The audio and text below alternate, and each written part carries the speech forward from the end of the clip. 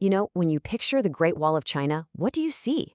I bet it's that classic postcard shot, right? This incredible stone serpent just winding its way over these epic mountain peaks. But here's the thing. That image, the one we all know and love, is hiding some absolutely mind-blowing secrets. And it turns out almost everything we think we know about the wall is just plain wrong.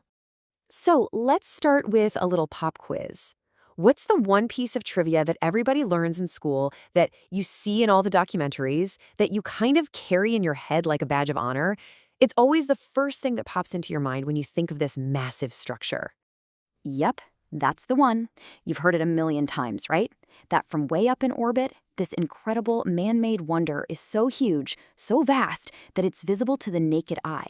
It's been repeated so many times for so long that it's basically become fact. Nobody even questions it anymore.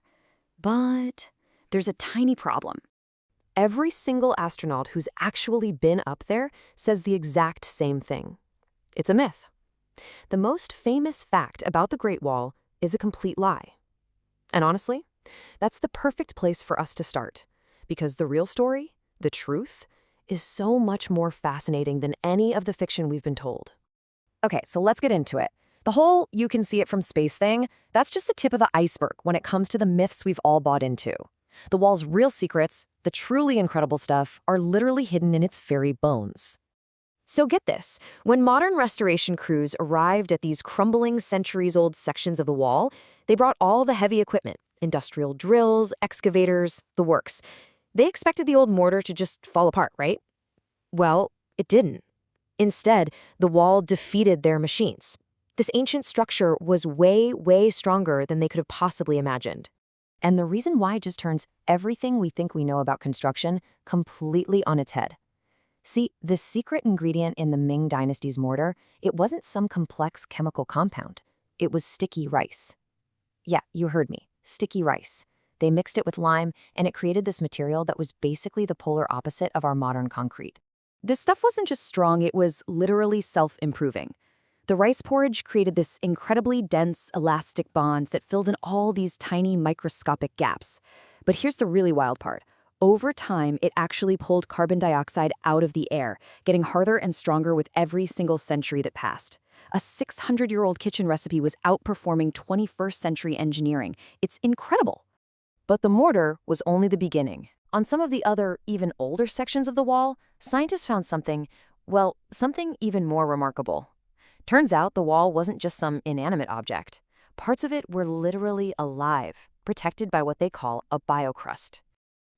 For decades, everyone thought this living layer of moss and bacteria was a bad thing, like a form of decay. They actually had plans to scrape it all off. But then research revealed the opposite was true. This biocrust was acting like a self-healing shield, a kind of biological armor that was protecting the wall from wind and water erosion better than any man-made sealant ever could. So the wall's genius wasn't just in its materials. It wasn't just the strong, living barrier. No, it was a really sophisticated military weapon with these deadly secrets hidden in plain sight. Secrets that, believe it or not, we've only just discovered. Not long ago, researchers flew these high-tech drones all along the wall for a super detailed mapping project. And as they were looking at the data, they found something no one, and I mean no one, had ever documented before. Hidden inside the structure were over 130 secret passages, doors that were practically invisible from the outside.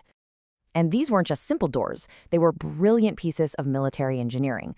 To an enemy scout on the outside, the wall looked completely solid. But on the inside, soldiers could smash through a thin, breakable inner wall and just pour out to launch a surprise attack, to flank an unsuspecting army, or even just send out scouts totally undetected. This discovery, it changes everything about how we should think about the wall's real purpose. It wasn't just this static line on a map that you had to defend. It was an active mechanism for attack. It was a way to make an enemy feel safe right at the exact moment they were most vulnerable.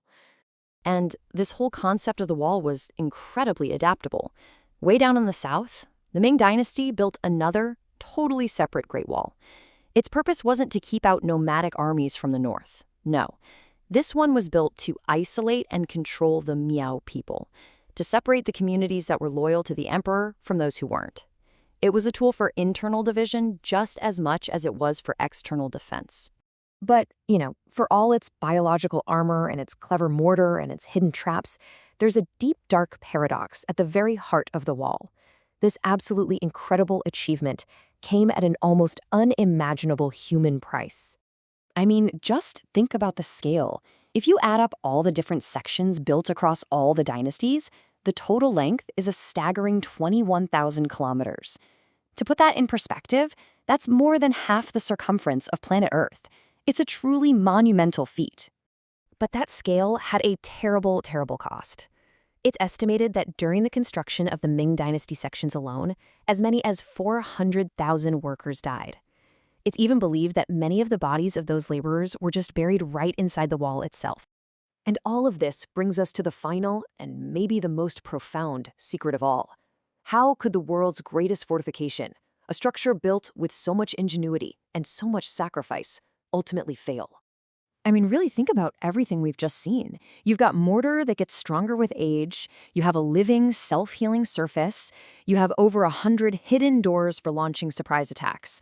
By any military calculation you can think of, the walls should have been unbeatable. And yet, history shows us that all of that strength, all that sophistication, it all became totally irrelevant. The final, greatest sections of the wall weren't brought down by some massive siege engine. They were undone by a quiet choice, by a single conversation. This just perfectly illustrates the human element in all of this. The invading army didn't need to break the wall down. They just made an offer to the general in charge, a man who hadn't been properly paid in years, whose soldiers felt completely abandoned by a distant, disconnected emperor. He wasn't defending a nation anymore. He was guarding a prison. So when he was faced with a choice, he made a decision. The gates opened. The wall's failure wasn't a military one. It was a collapse of trust, a breakdown between the state and the very people it was asking to defend it.